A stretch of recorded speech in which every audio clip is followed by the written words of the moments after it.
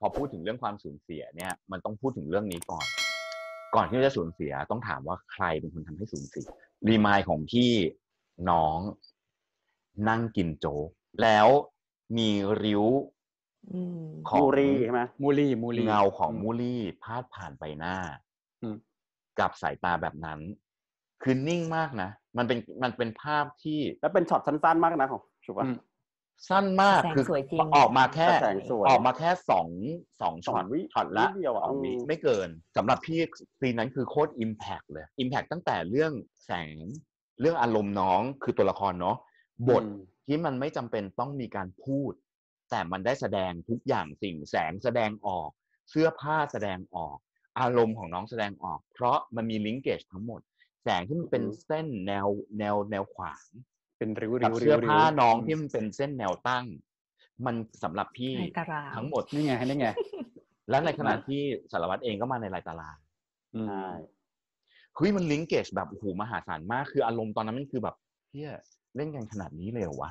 โปรดักชันดีไซน์มาเล่นแทนบทขนาดนี้เลยเหรอมันคือสำหรับพี่ตรงนั้นมันคือมันซีนของกรงของความคิดและความรู้สึกที่ผูกพันอยู่กับจินตนาการของตนเองกับความรู้สึกที่ไม่ทัดเทียมไม่เท่าของทายใช่น้องกำลังสูญอย่างที่เจมบอกมันก็คือสูญอันนั้นคือแบบว่าอารมณ์แบบประมาณแบบว่าความล่มสลายทางความรู้สึกที่ความรักไม่อาจเยียวยาแต่ของพี่กับรู้สึกว่า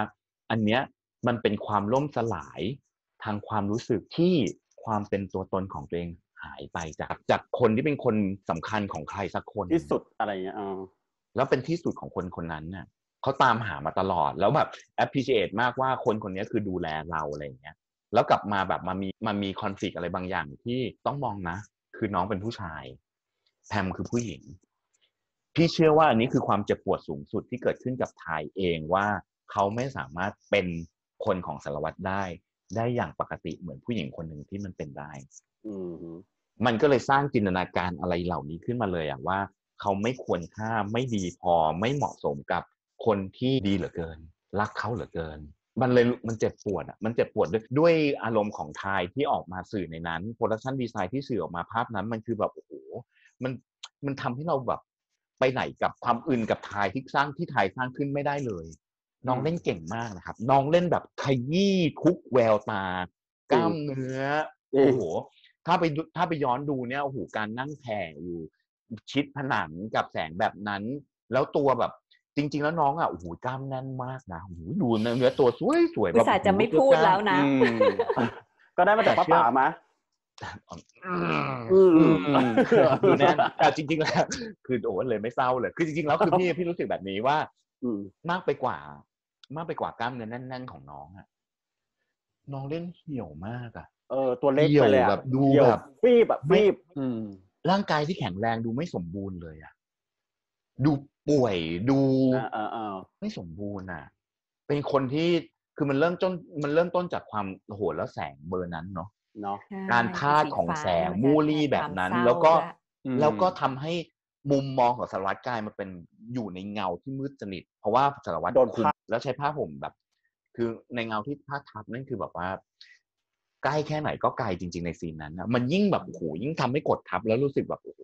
มันโยงได้หลายๆประเด็นเลยว่าแบบไม่ว่าจะเป็นเรื่องของเนี่ยความล่มสลายของความรู้สึกตัวเองที่สูญเสียความเป็นตัวเองไปเลยมันลูสไปแล้วนะเซลฟ์ไอเดนติตี้มันลูสไปเลยอย่างเงี้ยแล้วความสำคัญที่ตัวเองเคยมีล่ะหายไปเลยโดยสิ้นเชิงอ่ะมันส่งไปตอนจบด้วยฉากร้องไห้เขาก็เลือกที่จะใช้กล้องเนี่ยถ่ายผ่านตะแกรงความเป็นซี่ลูกกรงอีกเขาอยู่นี่ไงนี่เจ็บปวดมากนี่คือกรงมันคือสร้างขึ้นกรงเนี้ยเขาสร้างขึ้นเองนะแล้วโปรดักชันดีไซน์เขาเอาเรื่องพวกนี้มาล้อมเราไว้หมดเลยอ่ะมันล้อมเราไว้ตั้งแต่แสงที่มันเสื้อผ้าผ่านหน้าน้องเสื้อผ้าที่ให้ทายใส่เป็นแนวตั้งใส่ที่แบบไปไหนก็ถูกล้อมอ่ะไปไหนก็ถูกล้อมอ่ะแล้วยังจะไประเบิดอารมณ์รู้สึกเสียใจในภาพที่ตะแกรงที่มันแผ่ได้อย่างเต็มตัวว่ามึงหลุดไปไหนก็ไม่ได้ใช่มึงหลุดไปไหนก็ไม่ได้ฝั่งหนึ่งก็เป็นกำแพงหนาใช่อีกฝั่งหนึ่งก็เป็นแบบมันลูกกรงอะไรอย่างเงี้ยมันทำให้รู้สึกแบบโอ้โหซีนนี้แม่งพาร์ทนี้มันปวดมันร้าวมันฉุดมันทำให้เรารู้สึกว่า แล้วน้องเล่นอารมณ์ของนักแสดงที่ดีมากๆคนหนึ่งก็คือสามารถดึงเราเข้าไปในสภาวะอารมณ์เดียวกันกับเขาได้อย่างที่หมดข้อสงสัยหมดข้อกังขาแล้วก็ไม่ติดว่าทำไมถึงร้องแบบนี้การโชกของน้องทีเดียวกับการโชกของน้องทีเดียวที่น้องกำหัวใจเนี่ยมันไม่ได้เป็นความรู้สึกสูญเสียหรือว่าเสียคนรักอะไรแต่สำหรับพี่ทำไมมันคือคำถามว่าสูญเสียความเป็นตัวเองถ้าผมจะเสริมตรงนี้นะครับก็คือจะบอกว่าจริงๆทายเริ่มสูญเสียความเป็นตัวเองเมื่อมาเปลี่ยนบทบาทของทายถ้าเราดูต้นเรื่องที่ผ่านมาตั้งแต่ต้นเรื่องเลยนะที่การปูว่าทายเป็นคนยังไงเนี่ยทายเป็นคนที่จีบตลอดแล้วทุกครั้งทายเป็นคนคอนโทรลไม่พอใจไม่โอเคปุ๊บเป็นคนบอกเลิกใช่ไหมจำนุ่มนิ่มได้ใช่ไหมตัวละครตอนที่เปิดเรื่องว่านุ่มนิ่มไม่โอเคปุ๊บทายเป็นคนเลิกอันนี้ปุ๊บพอถึงตรงนี้ทายเปลี่ยนบทบาทเป็นคนที่ถูกจีบมีคนอื่นมาจีบทายบ้างไม่เคยรับบทบาทนี้มาก่อนเลยในชีวิตไม่รู้ว่าจะต้องทำตัวเป็นยังไงว่าทายพอมาถูกจีบปุ๊บเนี่ยสภาพจิตใจทายเนี่ยเปลี่ยนไปเลยไม่มั่นใจไม่ทั้งสิ้นนะครับซึ่งต่างจากสมัยก่อนที่มีความมั่นใจมีความชิคอะไรอย่างเงี้ยใช่ไหมนี่ไงมันเลยสำหรับพี่นะมันก็เลยยิ่งสูญเสียเพราะอะไรรู้ป่ะคือความเป็นตัวเองที่เคยมีไว้อยู่แล้วแล้วพอมาโดนจีบแล้วรับรักแล้วเงี้ยก็มีตัวตนขึ้นมาคือตัวตนของพี่หมายความว่าเขาเป็นคนสำคัญแล้วในชีวิตของใครคนใดคนหนึ่งแล้วว่าเขามีที่ยืนอยู่แน่ๆในหัวใจคนใดคนใดคนหนึ่งแล้วที่สำคัญที่สุดคือเขามีที่ยืนอยู่ในหัวใจของคนที่เขารักด้วยซ้ำไม่ใช่แค่คนที่รักเขาอย่างเดียวนะเขาก็รักนะมันสัมผัสไม่ได้ไงใช่มันหายไปอะไรอย่างเงี้ยมันคืออันนี้คือพี่ถึงพูดว่าความสูญเสียเนี้ยเกิดขึ้นจากใครเขาเองอันนี้อันแรกเลยคือเป็นตัวของตัวเองเป็นคนสร้างขึ้นมาเลยแล้วสร้างเงื่อนไขให้ตัวเองสูญเสียนึกออกปะครับอันเนี้ยมันก็เลยรู้สึกแบบโอ้โหเราภาพตัวนั้นมันรีมายแบบหลายอย่างมากอย่างที่พี่บอกเนาะเรื่องแม้กระทั่งโปรดักชันเองหรือแม้กระทั่งบทการแสดงครับซึ่งจริงๆแล้วบทตอนนั้นน่ะจริงๆแล้วไทยมันก็ไม่ควรจะขนาดนั้นถ้ามีความเป็นไทยนะแต่เอาเข้าจริงแล้วอันนี้มันก็ต้องยอมรับอย่างหนึ่งว่าอย่างที่เราพูดคุยกันว่าในนิยายแพมอาจจะไม่ใช่คนแบบนี้ในนิยายสารวัตรอาจจะไม่ใช่แบบนี้ในนิยายไทยเองก็ไม่น่าจะใช่คนแบบนี้อาจจะคือวิธีการแสดงอารมณ์หรือนั่นนี่นู่นแต่ขออนุญาตพูดอีกครั้งนะครับว่าอันเนี้ยเราเป็นนอนลีดเดอร์เราดูซีรีส์เป็นหลักนะครับอันที่หนึ่งอันที่สองผมเชื่อมั่นเหลือเกินว่าซีรีส์มันจะมีอุปกรณ์อะไรบางอย่างของมันจะมีเครื่องมืออะไรบางอย่างของมันที่สามารถทำให้เรื่องดำเนินการไปได้ต่างกับนิยายก็จะมีอุปกรณ์อีกเซตหนึ่งนะครับที่จะทำให้คนผู้อ่านคลายปมคลายความรู้สึกคิดและจินตนาการไปได้ด้วยความเป็นนิยายเพราะว่ามันมีเครื่องมือของมันเหมือนกันครับสมมุติเอาง่ายๆเราอ่านเรื่องนี้ด้วยกันปุ๊บ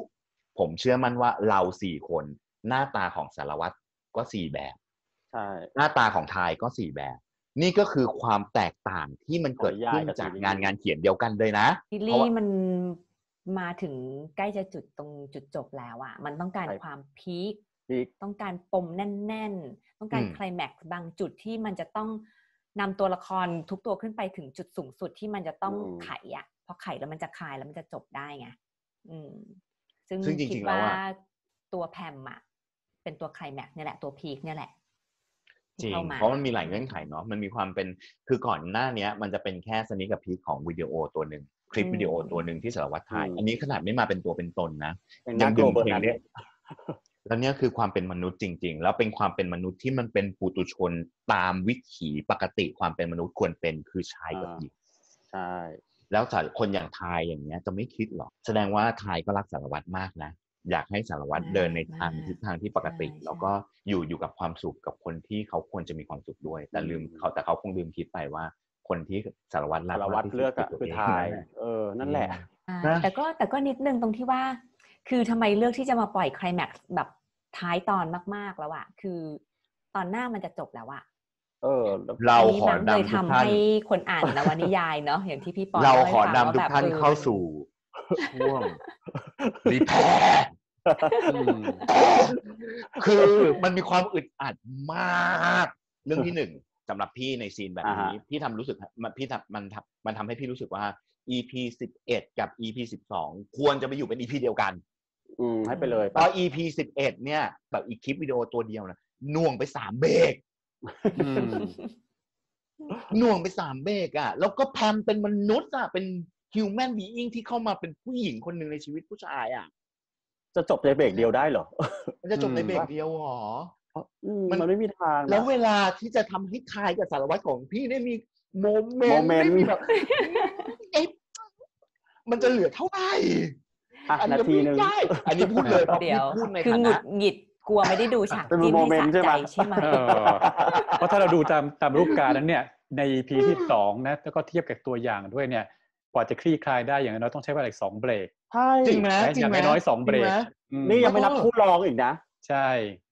ยังไม่นับคู่รองที่ยังไม่คลี่คลายเหมือนกัน เพราะว่า อืม ถ้ายิ่งคลี่คลายสั้นเนี่ยแสดงว่าทายแม่งโคตรปัญญาอ่อนเลยนะ ใช่ โคตรไม่มีเหตุผลเลยนะ ใช่ ถูก อัน ปะ นี้พูดในฐานะเป็นห่วงเพราะว่าเรารู้สึกว่าอีก EP เดียวที่เหลือเนี่ยมันจะทำยังไงให้ไทยดูไม่งี่เง่าไปมากกว่านี้ จริง ความรู้สึกผม แค่ดูแค่นี้ถูกไหมอันที่1นะ ใช่ อันไม่อันที่1อันนี้อันที่2เป็นแล้วเพราะอันที่1เราพูดไปแล้ว อันที่2คือเรื่องนี้เลยคือเรื่องความหน่วงของมันน่ะแล้วมันก็เลยทำให้เรารู้สึกว่าอันนี้คือความรู้สึกของผมเองนะคุณแชมป์ผมขอโทษที่พลาดพิงแต่อันนี้ผมเป็นคำถามว่ามันไม่ใช่ทางถนัดของคุณแชมป์หรือเปล่าเพราะว่า11กับ12เนี่ยมันดูมีความเป็นเมโลดราม่ามันมีความเป็นดรามาติกค่อนข้างสูงซึ่งมันไม่น่าจะใช่ทางถนัดอย่างโรแมนติกคอมเมดี้ของคุณแชมป์หรือเปล่ามันก็เลยทำให้รู้สึกว่าเฮ้ยอีหลักอีเหลือจะตัดนี่ก็เสียดายจะขมวดอันนี้ไปเลยก็เสียดายหรือเปล่ามันก็เลยต้องดึงออกมาเป็นพาร์ทแบบนี้ซึ่งในฐานของความเป็นวายจากคนอ่านนิยายวายหรือความรู้สึกของคนที่เป็นสายวายทั้งหลายเนี่ยเขาอยากเสพโมเมนต์ครับเขาอยากเสพโมเมนต์ของคู่ที่เขารู้สึกว่ารู้สึกดีอยาก ตอ เห็ น นโม กำลัง เมน จะ ต์ บอกว่าอยากจะเห็นไคลแม็กซ์เนี่ยเลื่อนเข้าไปจริงๆมันควรจะเริ่มตั้งแต่ EP ที่แล้ว จริง แล้ว คือ EP สมมุติว่า เนี่ย EP นี้มาคลี่ ได้แล้ว คลาย อะไรอย่าง นี้ นี้ ตอนสุดท้ายไว้มีเวลาให้จิ้นใช่ไหม เวลาให้จิ้นมีเวลาให้แบบว่าส่งเรือเข้าไปไกลๆไปเที่ยวรอบโลกได้ยันไปดาวอังคารก็ได้นี่คือความรู้สึกของแล้ววิธีการของคุณแชมป์ภาพของคุณแชมป์สวยนะโปรดักชันดีไซน์ของคุณแชมป์สวยนะทางในการเลือกหรือว่าเฟรมในการเลือกหรือว่า acting ที่เขาจะมักจะดีไซน์ให้น้องได้เล่นใน direction ที่เขาวางไว้สวยทุกอัน สวยพี่ สวยทุ คิด กอั มาน แล้วนะ มันดู คิดมาแล้วทั้งนั้นเลย มีคิดมาแล้วแล้วก็วางแผนดี จริงๆเพราะแม้แต่ที่พี่ปอนบอกว่าความเป็นเมโลดราม่ามันก็ไม่ได้น้ำเน่าแบบจนเรารู้สึกว่าหูโคตรน้ำเน่าเลยว่ะมันพอดีนะมันพอดีเนื้อหามันให้เหตุผลมากพอที่จะทำให้ไทยรู้สึกแบบโอ้โหจมดิ่งตัวแพมเข้ามาเขาก็มีเหตุผลของเขาคือมันไม่ได้แบบ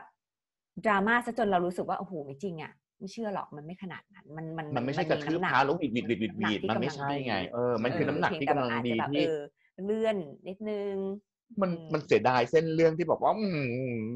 อยากเห็นเรื่องตรงนี้มันให้ยาวกว่านี้อีกนิดนึงไม่ได้แต่ไม่รู้จริงๆว่าอย่างที่ดร.เจมส์เคยพูดไว้ว่าคือมันจะมีซีรีส์เรื่องหนึ่งที่ EP สุดท้ายดึงเรื่องไป2 ชั่วโมงเหมือนทำ2 EP อ่ะก็นี่ก็เลยคาดหวังไงว่าหรือว่าจะมีความเป็นแบบว่า EP พิเศษในความแบบต่อจากนั้น นิดนึงอะไร ก็เลย เงี้ย คาดหวังไงว่าแบบว่าเพราะว่ามันไม่น่าจะคลี่คลายปมแล้วทำให้ฟินคือมีฉากเท่ากับว่าเดี๋ยวนี้นะอันที่1คือเหมือน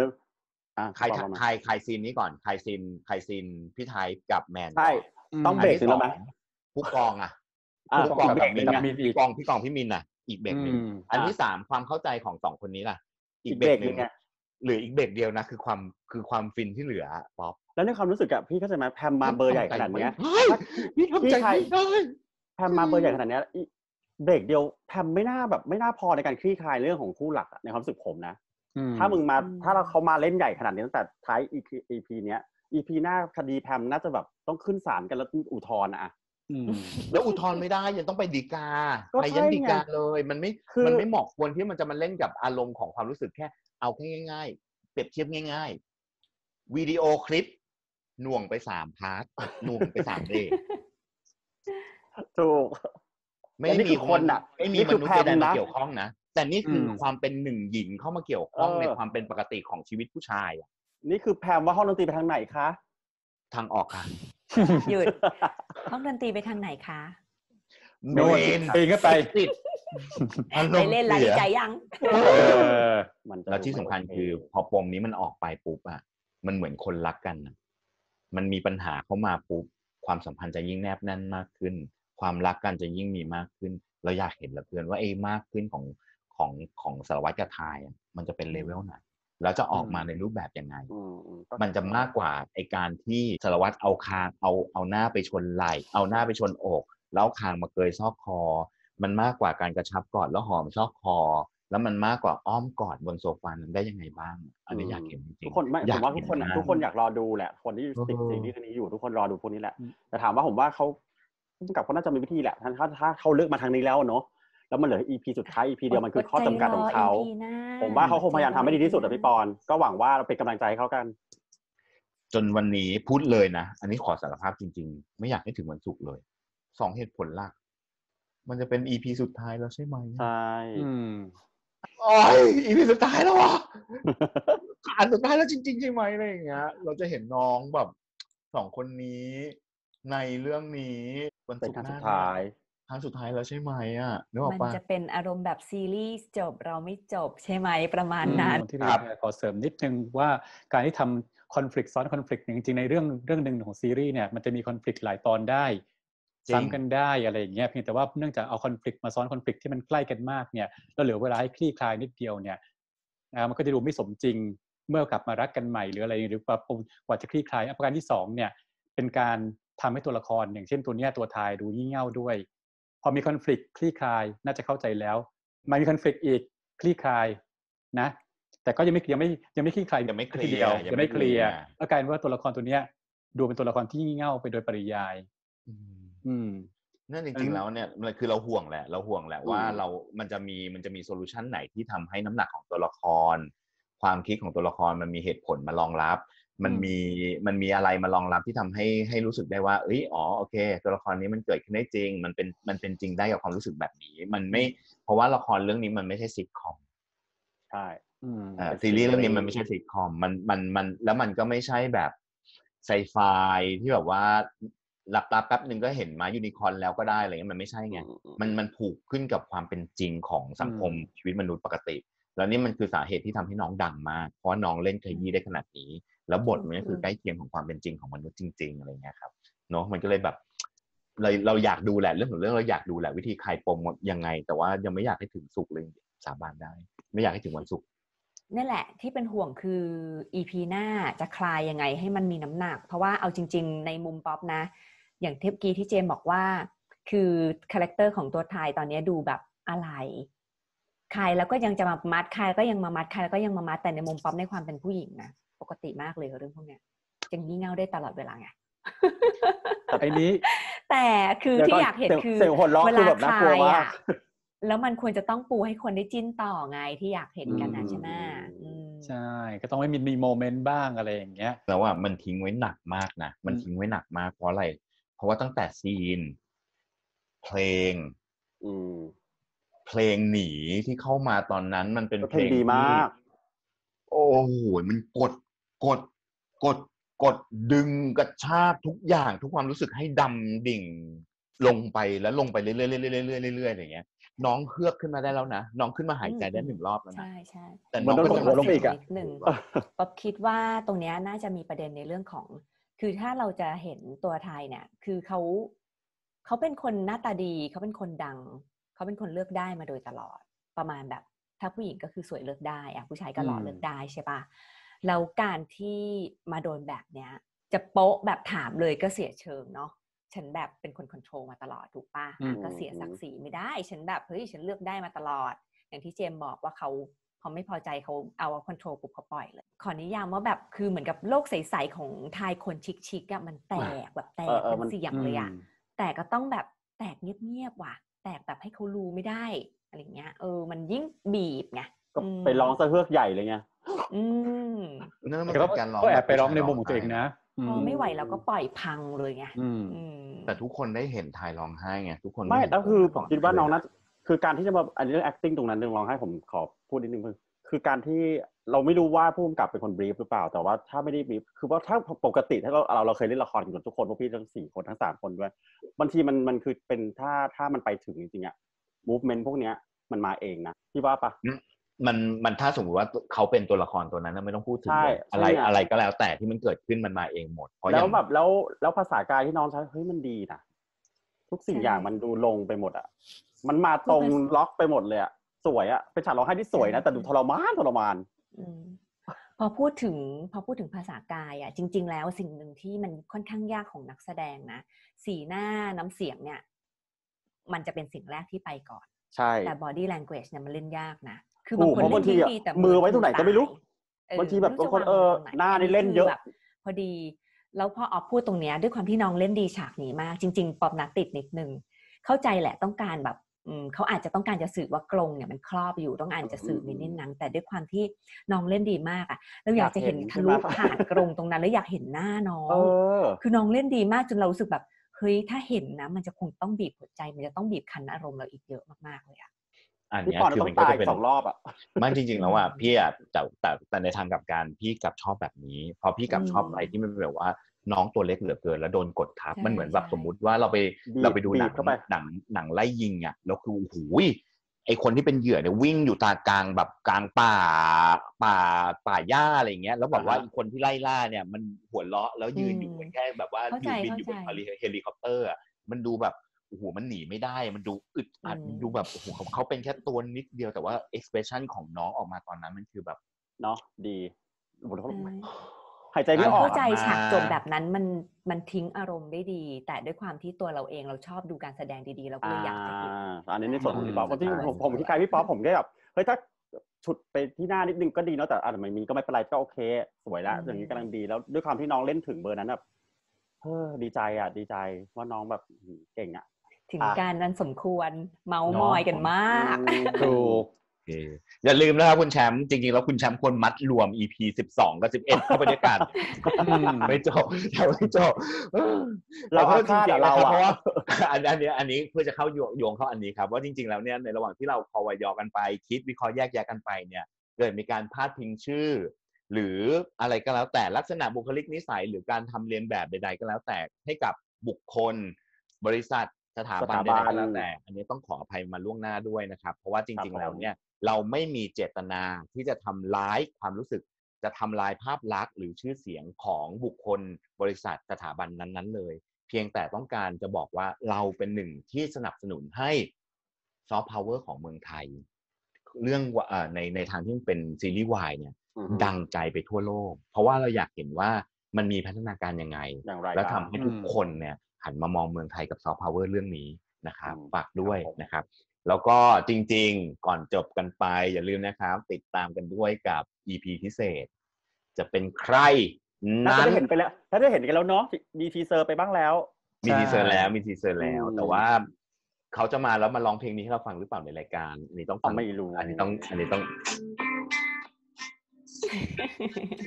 สำหรับวันนี้ลาไปก่อนนะคะสวัสดีครับสวัสดีค่ะ